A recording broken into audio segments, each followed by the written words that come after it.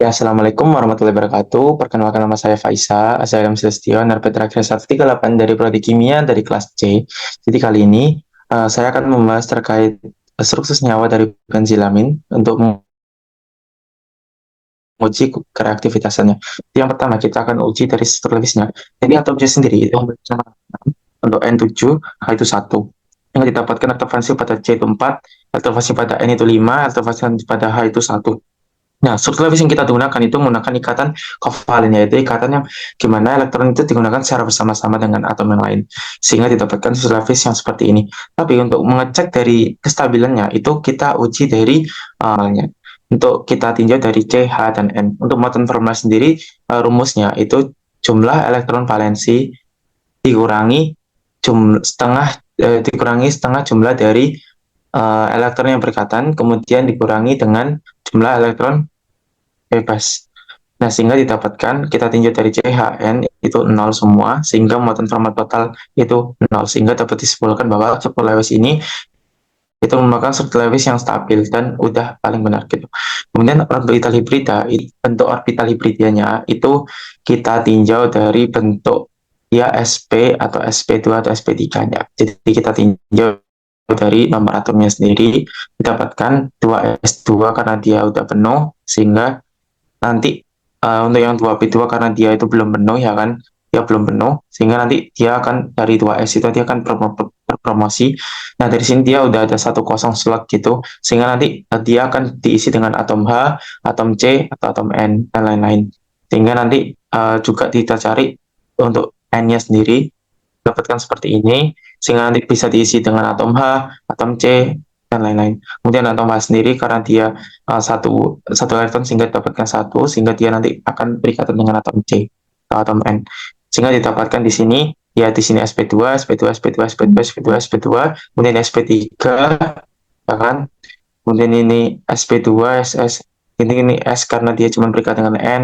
Nah, kemudian di sini kita bisa tinjau dari jika ada rangkap tunggal, maka yaitu panjang ikatannya lebih panjang daripada rangkap 2 atau rangkap 3. Sehingga panjang ikatan yang paling panjang itu dimiliki oleh rangkap tunggal, kemudian diikuti rangkap 2 sama rangkap 3. Kemudian kita tinjau dari interaksi intramolekulernya. Jadi, kita tinjau dari efek induksinya. Jadi, efek induksinya sendiri itu merupakan pergeseran elektron akibat perbedaan elektronegatifan. Jika dilihat di situ, N itu memiliki keelektronegatifan yang lebih tinggi daripada atom lainnya, sehingga dia akan menarik elektron dari si cincinnya itu ke arah atom N, sehingga dia mendapatkan induksi negatif. Nah, untuk efek resonansinya, dia itu hanya bisa beresonansi pada cincinnya saja, karena si NH2-nya tidak langsung berikatan dengan dengan struktur cincinnya, sehingga dia hanya bisa beresonansi di struktur cincinnya saja, sehingga dia hanya memiliki 2 struktur resonansi. Kemudian hiperkonjugasi. Jadi hiperkonjugasi sendiri itu dia itu harus ada namanya itu hidrogen alfa. Hidrogen alfa ini yang dia akan mengubah yang awalnya dari ikatan tunggal menjadi ikatan rangkap 2. Nah, di sini dia akan berpindah ke sini hanya sehingga dia nanti membentuk ikatan rangkap 2. Kemudian yang dari sini dia akan membentuk pasangan elektron bebas, sehingga nanti dapatkan seperti ini. Nah, ini karena yang hanya atas, sehingga nanti kita pakai hanya bawah, sehingga seperti ini. Nah, sehingga nanti dapatkan 3 struktur hiperkonjugasi. Kemudian lanjut ke efek mesomeri.